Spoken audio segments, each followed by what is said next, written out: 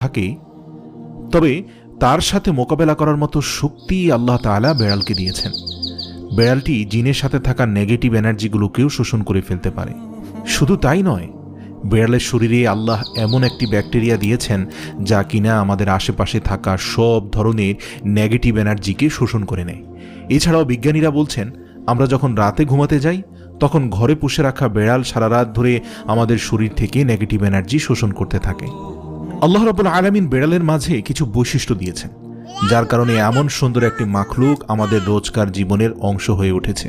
রাসূল সাল্লাল্লাহু আলাইহি সাল্লাম বেড়াল পছন্দ করতেন এবং বেড়াল পালন করার কারণে তিনি তার এক প্রিয় সাহাবীর ছদ্মনাম দিয়েছেন আবু হুরায়রা, যার শাব্দিক অর্থ দাঁড়ায় বেড়ালের পিতা।